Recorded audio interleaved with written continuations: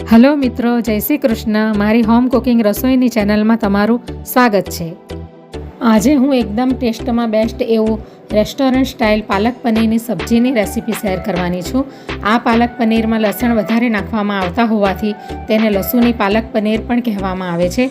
આ રીતે તમે પણ ઘરે જ આ લાજવાબ પાલક પનીરની રેસીપી એકદમ પરફેક્ટ રીતે બનાવી શકો છો.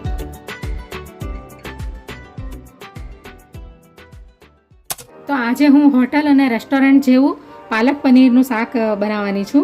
તો એના માટે મેં આ 300 ગ્રામ જેટલી પાલક લઈ લીધી છે અને એને બરાબર ધોઈને સાફ કરી અને 2-3 પાણીથી મેં એને ધોઈ કાઢી છે. તો હવે આપણે સૌથી પહેલાં આપણે એને બ્લાન્ચ કરીશું. તો પાલકને બ્લાન્ચ કરવા માટે મેં આની અંદર 3 થી 4 મોટા ગ્લાસ પાણી નાખી દીધું છે. એટલે કે અડધું તપેલું પાણી લઈ લીધું છે અને એને ગરમ કરી લીધું છે. તો એની અંદર આપણે આ અડધીથી પણ ઓછી ચમચી હળદર છે અને જેટલી હળદર છે એટલું જ મીઠું લીધું છે અને 1 ચમચી ખાંડ લીધી છે અને 2 ઇલાયચી લીધી છે ગ્રીન અને આ 5 થી 6 કાજુ લીધા છે. તો સૌથી પહેલાં આપણે આ હળદર નાખી દઈશું અંદર. પછી આ મીઠું નાખી દઈશું. અડધીથી પણ ઓછી ચમચી લઈ લીધી છે હળદર અને મીઠું અને 1 ચમચી ખાંડ લીધી છે અને 2 નંગ ગ્રીન એલચી લીધી છે અને 6 થી 7 કાજુ લીધા છે. તો આ બધું નાખવાનું કારણ એટલું જ છે, આપણે આ પાલકનું શાક બનાવીશું તો પાલકનો કલર બ્રાઇટ રહેશે, એટલે કાળો નહીં પડે, એટલા માટે થઈને આ બધી પ્રોસેસ કરી છે. હવે આપણે અંદર આ આદું 1 ઇંચ જેટલું લીધું છે, નાના કટકા કરી લીધા છે અને આ 5 થી 6 કળી લસણ લીધી છે અને આ 1 મરચું લીધું છે જેને મેં તોડી લીધું છે. તો એ નાખી દઈશું. એટલે આપણે અલગથી ગ્રેવી બનાવવાની જરૂર નહીં પડે આ બધી સામગ્રી નાખવાથી. હવે આપણે મિક્સ કરી લઈશું બરાબર. હવે પાણી ગરમ થઈ ગયું છે તો હવે આપણે એની અંદર પાલક નાખી દઈશું. ખાલી 2 થી 3 મિનિટ જ અંદર રવા દેવાની છે એને.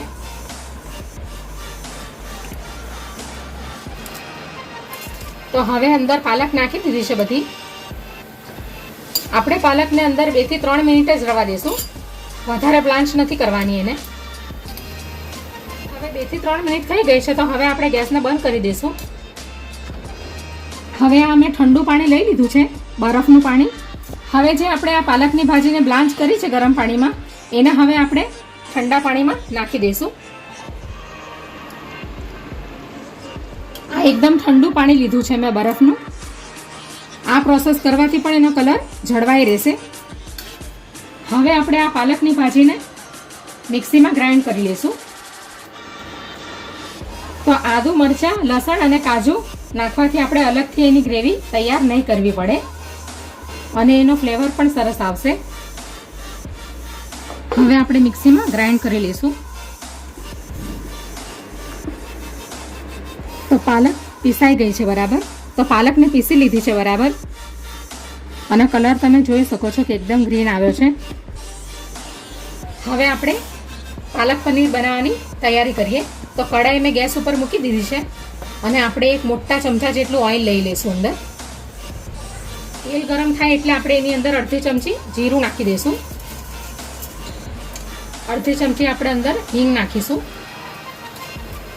અને 6 થી 7 કળી લસણને મેં ઝીણા કાપી લીધા છે અને 1 ઇંચ જેટલું આદું લઈ લીધું છે અને 2 નંગ મરચાં લઈ લીધા છે. એ બધું આપણે અંદર નાખી દઈશું.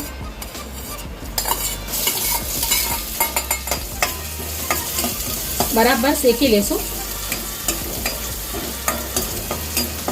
હવે આપણે આ ઝીણો કટ કરેલો કાંદો નાખી દઈશું.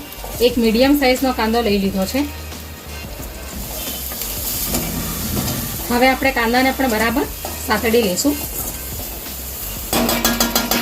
હવે સ્વાદ અનુસાર આપણે અંદર મીઠું નાખી દઈશું.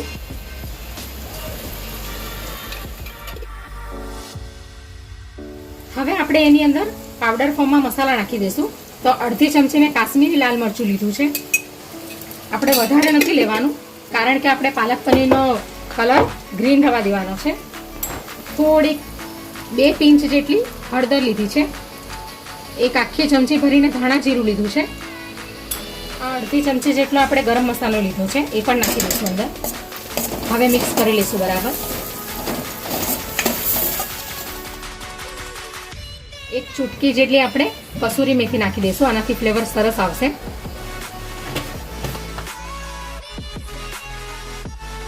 હવે આપણે આ પાલકની પ્યુરી નાખી દઈશું અંદર. હવે આપણે મિક્સીની અંદર પાણી નાખીને આવી રીતે લઈ લેવાનું. હવે મિક્સ કરી લઈશું.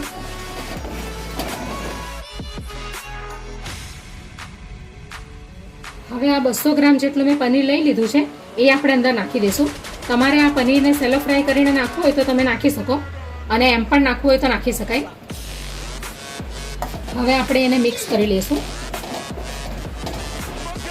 ખાલી 2 મિનિટ આપણે એને ગેસ ઉપર હવા દઈશું. હવે આપણે એની અંદર અડધી ચમચી ચાટ મસાલો નાખીશું.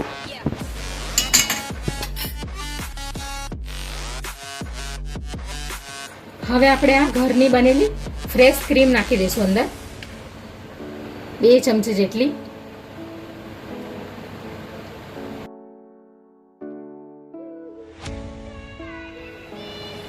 હવે આપણે બરાબર મિક્સ કરી લઈશું. હવે આપણે ગેસ બંધ કરી દઈશું. હવે આપણે પાલક પનીરમાં વઘાર કરી લઈએ. 1.5 ચમચી જેટલું ઘી લઈ લીધું છે મેં. હવે આપણે 1 ચમચી જેટલા કાપેલા લસણ નાખીશું. હવે આપણે 2 મરચાં નાખી દઈશું લાલ સૂકા,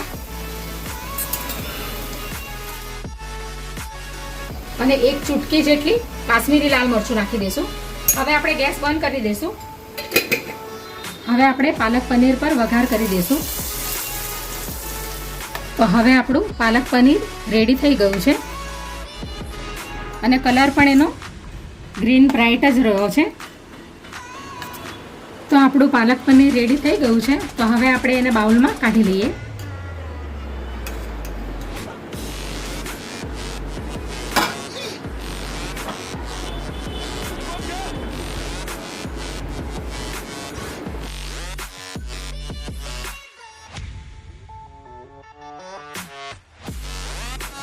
હવે આપણે એની ઉપર થોડી ક્રીમ ગાર્નિશિંગ માટે નાખી દઈશું.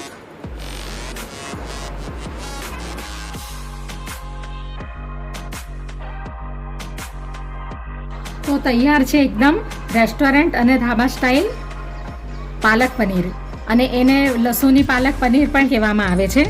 તો તૈયાર છે પાલક પનીર.